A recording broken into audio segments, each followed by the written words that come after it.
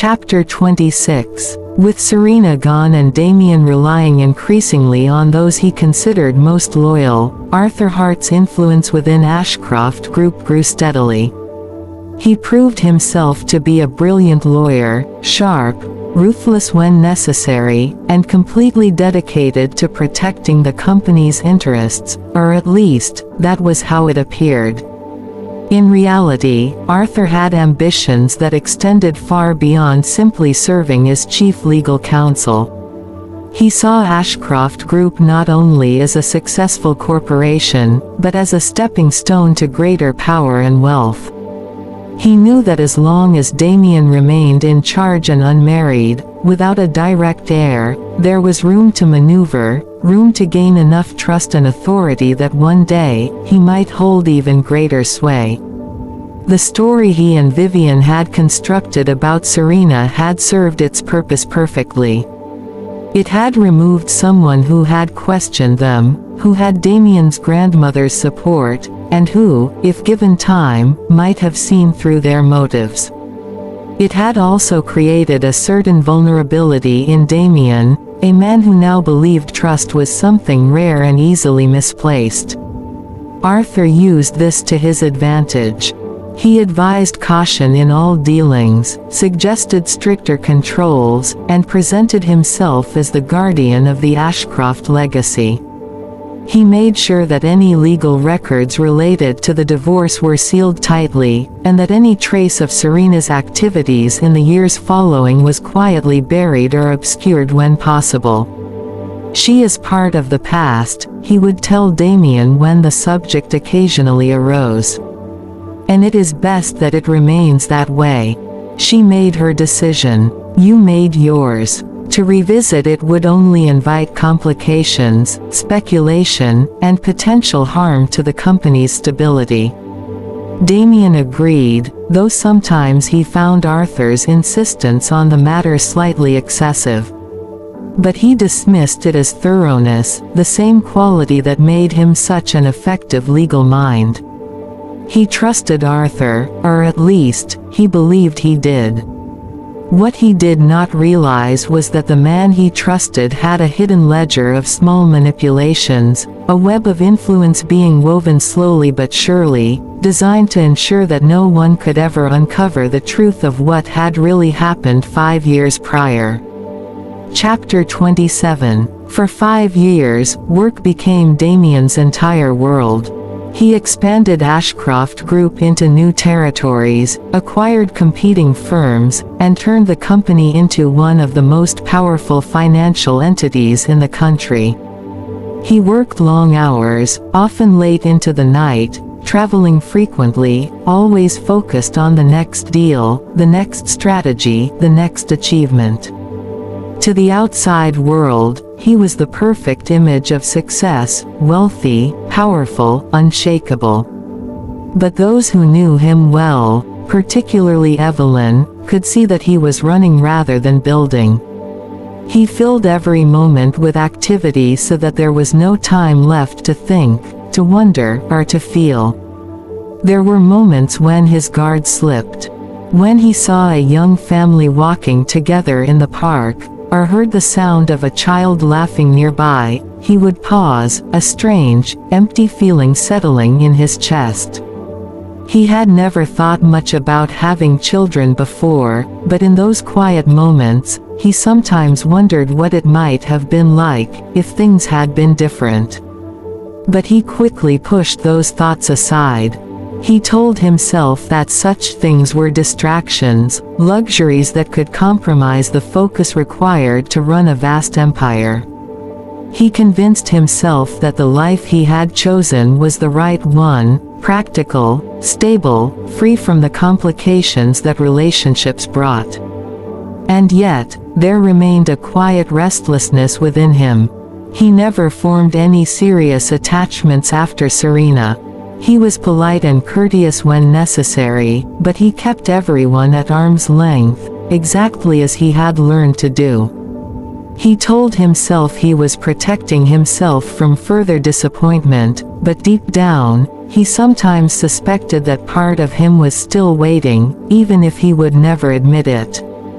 Chapter 28. It began with a passing reference in a business journal. Damien rarely reads such publications unless they were directly relevant to his work, but one afternoon, waiting for a meeting to begin, he picked up a copy of Financial Outlook and glanced through the pages. Halfway through, a small article caught his eye: Quinn & Cross, a fresh approach to consulting. Quinn. It was a common surname, of course. But combined with Cross, Julian Cross, his attention was immediately drawn. He read through the brief piece, which spoke of a new firm gaining traction in the regional market, known for its ethical approach and innovative strategies. The founding partners were listed: Julian Cross and Serena Quinn. For a moment, Damien sat perfectly still, his expression unchanging, but his mind racing. Serena Quinn. So she had used her maiden name. She had partnered with Cross, exactly as the information 5 years ago had suggested she might. A strange mix of emotions washed over him: confirmation of what he had believed, and yet something else, something he could not quite name. He felt a strange kind of pride, though he quickly suppressed it. She had always been sharp. It was no surprise she had managed to build something. But it also seemed to validate his belief that she had indeed moved on completely, that she had found her place elsewhere.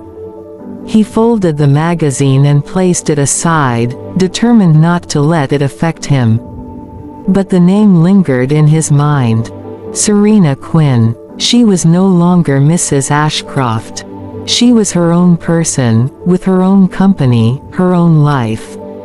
When Vivian noticed the article later and commented on it, she spoke in her usual composed manner.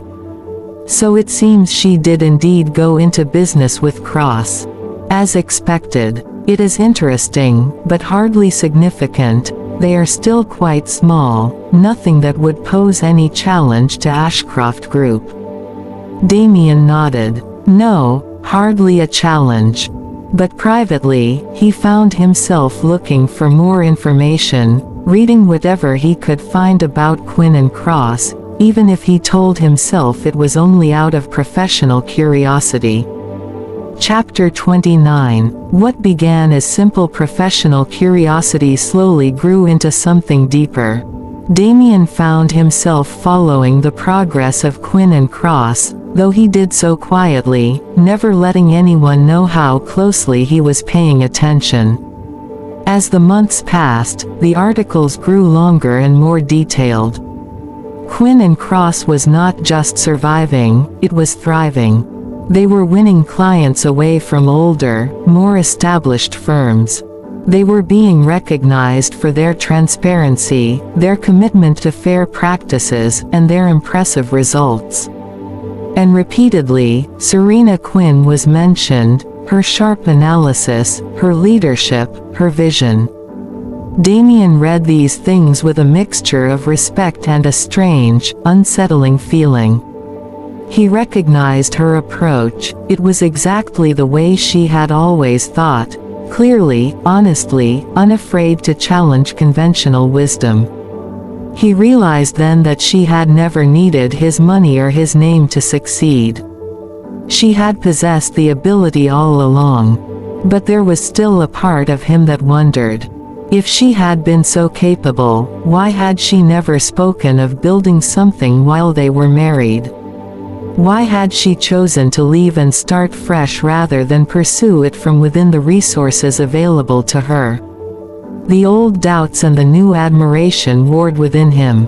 He also noticed something else: there was never any mention of a husband, or a partner in a personal sense.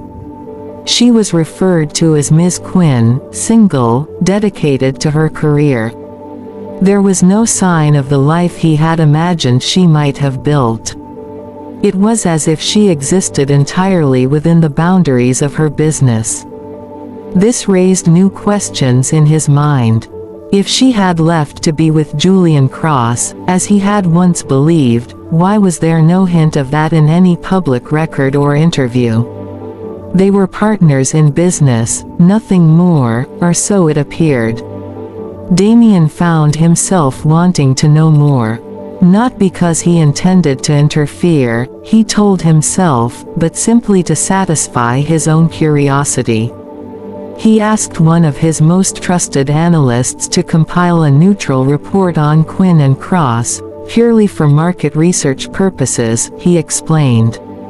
The report came back detailing their history, their clients, their growth trajectory, but there was almost no personal information about Serena at all. She had been remarkably careful to keep her private life separate from her professional one.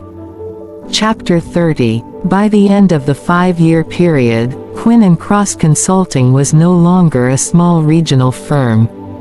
It had expanded steadily, built a solid reputation, and began to make plans to move its headquarters from Harlow to the city, the very heart of the financial district where Ashcroft Group reigned supreme. The announcement caused a ripple of interest throughout the business community. Here was a firm that had grown from nothing, challenging established norms, and now setting its sights directly on the most competitive market in the country. Speculation began to circulate. Some viewed them as underdogs, others as potential competitors. And inevitably, comparisons began to be drawn, especially once people realized that Serena Quinn was none other than the former wife of Damien Ashcroft. The society pages began digging up old photographs, rehashing the brief marriage, the quiet divorce, and now the remarkable comeback. Vivian brought the news to Damien as soon as it became official. "They have announced their relocation," she said, placing the press release on his desk. "They intend to open offices here within 3 months." Damien read the notice calmly, his expression unreadable. "So, they are moving closer. It is likely they intend to compete directly," Arthur added, who had been informed as well. "They will be looking for clients and investors in our sphere of influence. It could become a nuisance, if not handled carefully." Damien leaned back in his chair, steepling his fingers. "Competition is part of business. They have earned their place, it seems. But we must be cautious," Arthur warned. "We do not know her intentions. After all, she left under difficult circumstances. She could harbor resentment. She could use her knowledge of our operations to gain an unfair advantage." Damien considered this, but he shook his head slightly. "From what I have read, her approach is built on transparency and integrity. I doubt she would resort to underhanded tactics. But we will watch, as we watch any new player entering the market." Inside, however, his mind was turning over far more than business strategy. Serena was coming back. Not as Mrs. Ashcroft, but as Serena Quinn, CEO of her own successful company, independent, accomplished, and no longer under his shadow. The separation that had lasted for 5 years was about to end. And though he would never admit it aloud, Damien felt a strange, fluttering sense of anticipation mixed with unease. The past was not as far behind him as he had believed.